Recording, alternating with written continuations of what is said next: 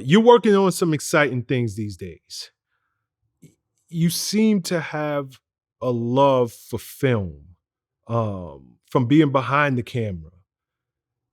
And I dance. Talk to me about this documentary that you produced. Why talk about the dancers? Because they're kind of the unsung heroes of hip hop. And you go into the golden era of dancers, the 80s and 90s, where you had the big Les and all of the wonderful choreographers that came out of that era. Why was that film important for you to make? And just share a little bit about what people can expect if they see it. That film means, or this work means more to me than is actually on the surface. When I became, so to speak, play from Kid and Play, what was before me was a fork in the road, either to be this musical artist or to be an artist. So as I'm approaching 59, which I choose to call Act 3, is that I'm so blessed enough now to be able to explore maybe what would have happened if I would have followed that road, being a graphic artist going into cinematography as well. I'm working on a very special project that entwines the two. Being able to create work that has become iconic, the Salt-N-Pepa logo, Kid and Play's logo, Heavy D's logo, the Salt-N-Pepa jackets, Kid and Play's gear, stuff I've done for Michael Jordan and all of that, for it to be some of it to be as iconic as it's become, but also to have a chance now to live and these ideas in this amusement park I call the mind of mine, thank you, Jesus, to be able to bring it to fruition. And the idea of this subject matter that you're talking about, this dance thing, I'm like, that's something that hasn't been explored or told. And a lot of people want to give Kid and Play credit for our dancing. And as much as that may be so, it was always more important to us that we first displayed in our music video, Getting Funky, that we come from a community of dancers. So I thought this would be a great thing to contribute if there was a time capsule that was created. What went on in the 80s with hip hop, 70s, 80s, 90s? Well, here's another part of the story. These ones who worked in these low budget, sometimes no budget music videos that now we consider the classics, that how most of them then went on to dance for the biggest artists in music history, Whitney Houston, Madonna, Prince, Michael Jackson, Janet Jackson, the list goes on. So for their stories to be told meant a lot to me. But as me as a person, to get out of my system and to answer that question, what would have been if I would have pursued the artistic part? I joke, and it's really true, if it wasn't for God, I'd probably be a starving artist. But even to design the poster work for it, and then to be behind the camera with the help of some students as well, to do this. But it meant a lot to be able to salute, and as we say today, give them their flowers while they're alive. 3 of them have passed. Like one of my biggest successes, thank you, Jesus, who's my lawyer, agent, manager, and accountant, is to get 2 of the original Soul Train gang dancers in this piece. One of them passed. He's Tyrone the Bone Proctor, who was responsible for this dance called whacking that Jody Watley displayed in her hit music videos that now people know as voguing, that Madonna took or borrowed. To get these stories out for people. 2 things I wanted to accomplish, amongst others. Hopefully for young ladies to see you don't have to compromise the values that hopefully your parents instilled in you to get success. And then number 2, to be inspired by those who didn't have professional training, that didn't have a lot of money to accomplish what they accomplished. It was pure raw talent and just being at the right place at the right time and being ready, even if you don't get to go. And the stories are fascinating and enlightening and encouraging. And I'm just glad that I had the opportunity to give this as a gift, because I'm not charging anybody to see the film.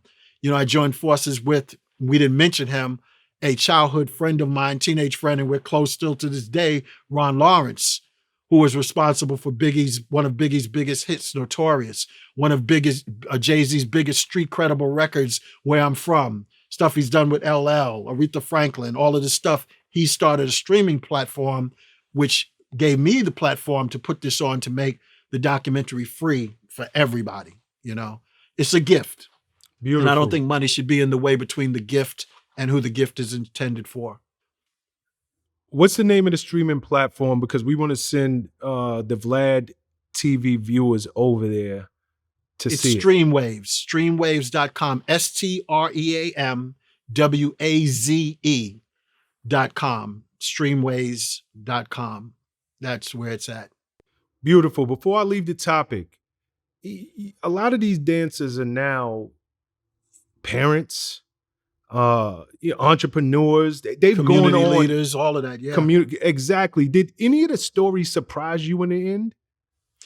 One of the things I say in my presentation with this is that I'm so glad I didn't have to go to any kind of mental or drug rehabilitation centers to see a particular dancer. You know, every one of them is doing their thing. You know, it's funny.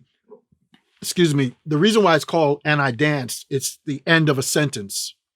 So like you just said, any one of these dancers can say, I'm a community leader, I'm a successful parent, I'm a teacher, I'm this. Oh, by the way, and I danced. And then the listener would go, dance for who? And then the story begins. So there was almost everybody's story amazes me. The reason why I had to get the 2 Soul Train dancers in it, because almost 98% of the dances all start off with Saturday morning watching Soul Train. And most of them, probably all of them, not one of them said, I couldn't wait to dance on the Grammys.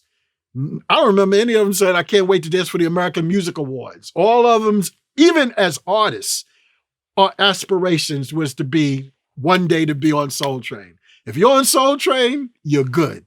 You know, and I want to thank, you know, some of the other artists that are on this, Genuine, Omarion, Danny Lee, 7th Streeter, Damian Hall, that talked about how much dancers meant to them. But the stories in it, I wouldn't do justice by just picking out 1 or 2. One dancer in particular, Omar, who danced, well known for dancing in almost every Janet Jackson video. He was that light-skinned, bald-headed dude that always danced with her. The fact that how he met his father for the first time was almost getting kicked out of the Latin Quarter, sneaking in through the back because he was underage, and the bouncer was his father. And that's how he met his father. So it's like stuff like that. The stories, some may bring tears to your eyes with laughter and sadness, but definitely inspirational. And I wasn't on no tip, and I could have, because some people did speak on it, but that's not what it was about. I wasn't on no tip to talk about what really went on backstage with certain artists and controversy and any of that. I just wanted it to take it to a place like what Versus does, like what D Nice does with their platforms. They take us back to that feel-good era, those feel-good moments in our life, but from the perspective of the dancers that you had a crush on, or you wanted to do their moves. Like you said, with Big Les, I got Josie in here too. Who remembers Josie? One of the fly girls with the braids. I got, you know, God bless me to get them all. There's some I couldn't get because of scheduling, but for the most part, God bless me to do my thing. Before I let you go, you teamed up with Will Packer in BT this year, 2021. To work on the new scripted series, Bigger. Can you tell us about that and your involvement in it? Well, I wish I teamed up with Will Packard in it, but Will Packard and his people reached out to me to see if I was interested in a particular recurring role in it. And I still had to, you know, it was during the pandemic, so did the Zoom thing with the reading and all. And, you know, it was an honor. And I can make a big thing out of little things from some people's perspective. But how many times have we seen films we enjoyed? And if you pay attention to the credits and see who did, for instance, who did the casting, Robbie Reed, you see that name all in there. So to meet her for the first time, believe it or not, and then for her to tell me that, you know, she had been wanting to work before, but didn't have a way to get to me. But just to meet her and to work with her on something, even if it didn't work.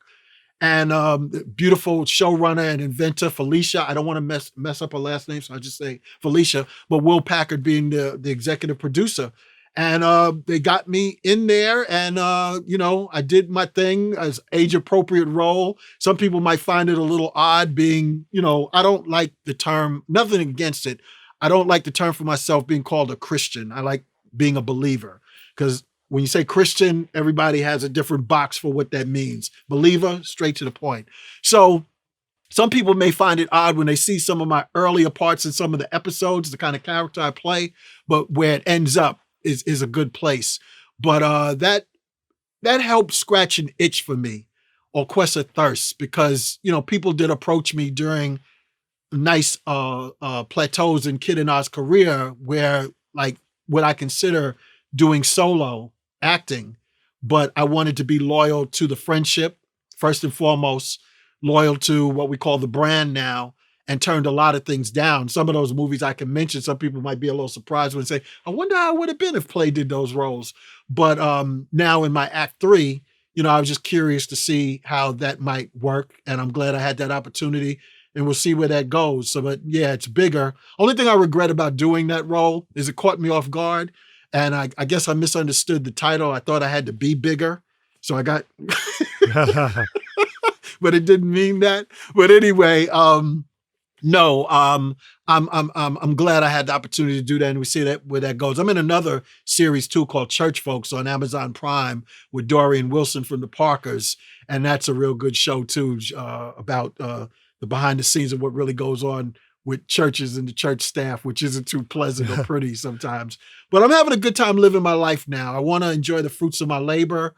Knowing what I know now and continue to learn just to experience some things. And thank you for being a part of my checklist. How is it to be with Prez on Vlad TV? Christopher Martin, aka Play. It has been my pleasure. I thank you because we learned so much about you, not just the public side of you, but the spiritual side and just you as a man and your openness and candidness and you telling these great stories. It's been our pleasure. And on behalf of Vlad TV, I thank you.